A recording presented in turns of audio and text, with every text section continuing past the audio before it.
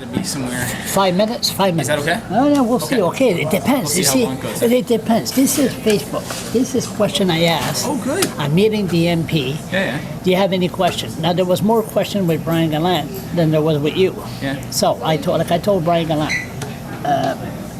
I'm going to make it short. Sure. You make it short. Yep. And we just get as many This questions. is good. I'm glad that you're doing this. Oh, yeah, no problem. All right, here we go. First question. Job creation.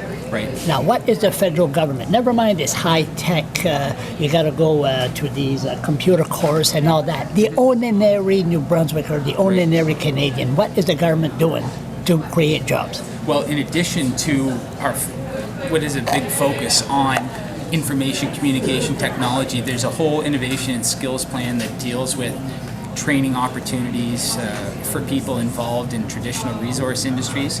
I think there's a real opportunity for New Brunswickers in some of the coastal regions, as well as in Fredericton, to support the ocean industry.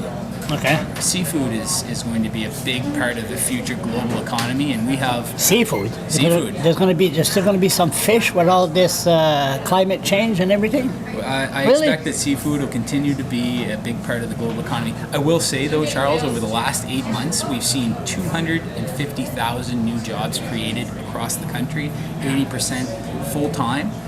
And that's good news, and we need to continue ensuring that there are good jobs here in Atlantic Canada. Another one. I got some foolish people in here. One is Trudeau and Gallant going to Yeah. resign.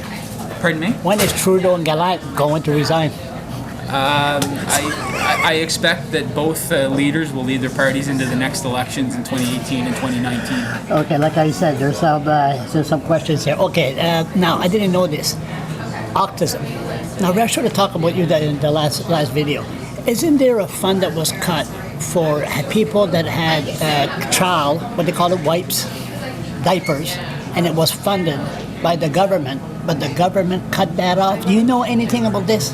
No, but I can certainly look into it and get back to you. Off the top of my head, I'm not sure exactly where that would have fit.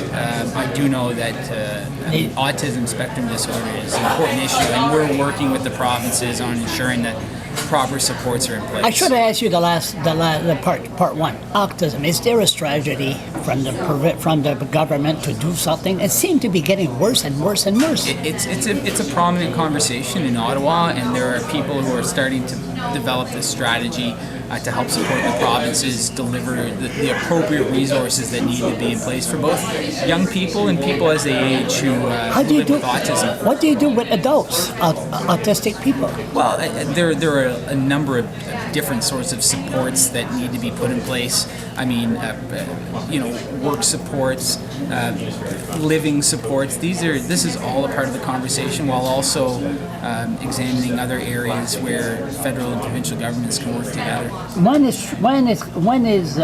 they going to start? When is Trudeau going to start putting Canadians first, except having him go around the world and make himself look good? That's what the question is. I would say in everything we do, our number one priority are the interests of Canadians.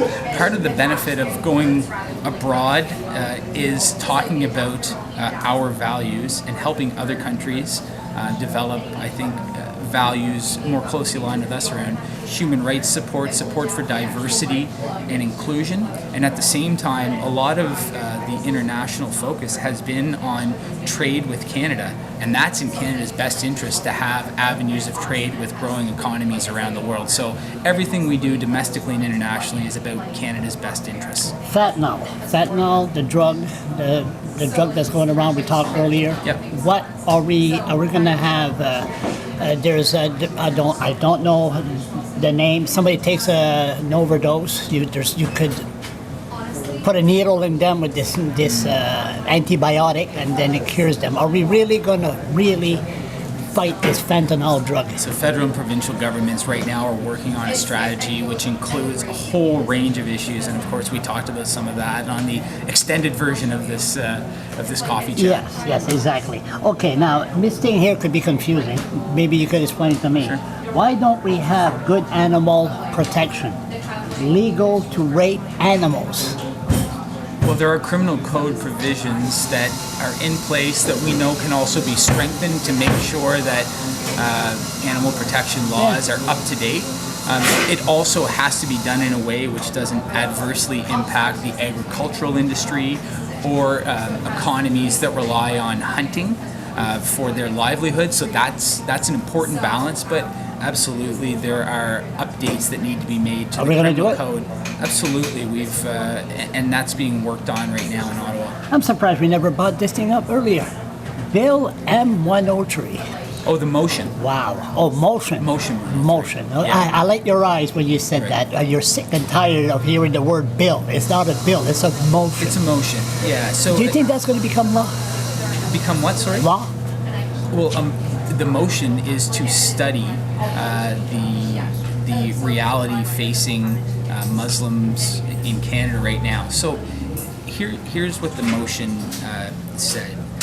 It said that we decry and we oppose all forms of bigotry and hatred against all religions, against people of all ethnicities, of all sexual orientations, everyone.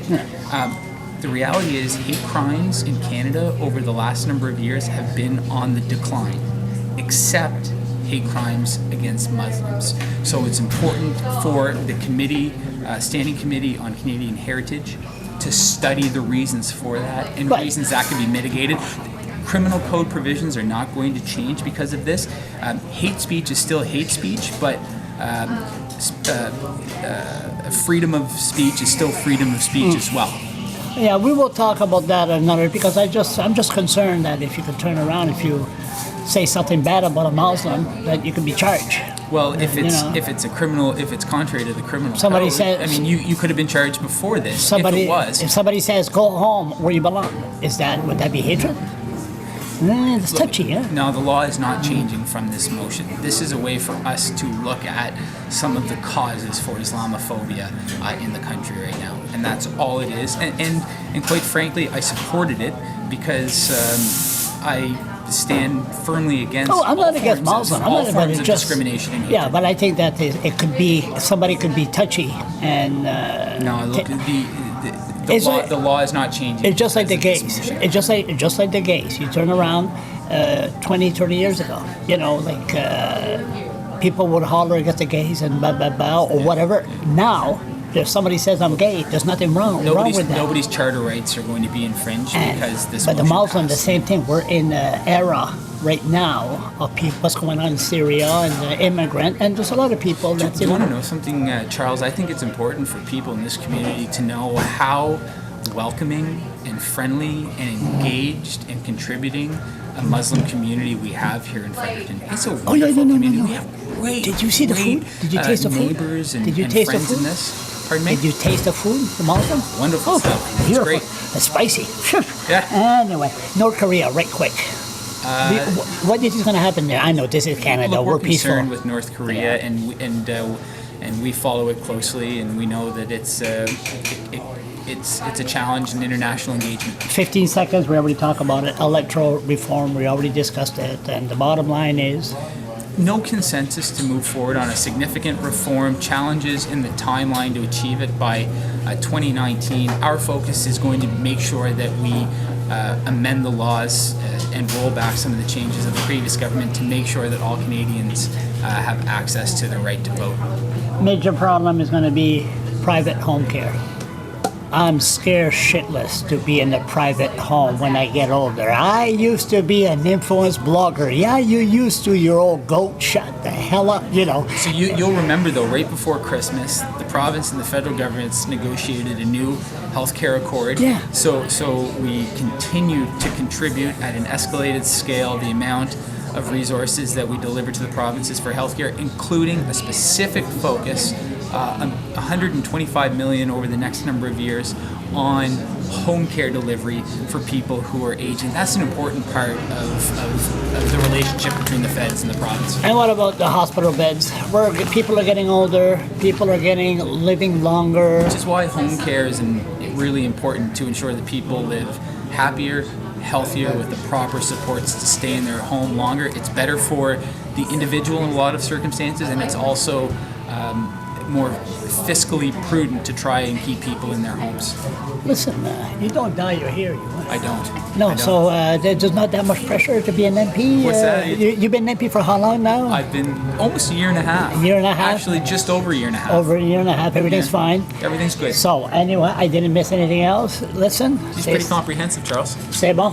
What? C'est bon. Merci À la beaucoup. prochaine fois. Shook your hand. Don't shake hand a politician, but we've been together for about 45 minutes, so no problem. Right on. There's no germs in 45 minutes. That's Thank you very much. Thank you, Charles.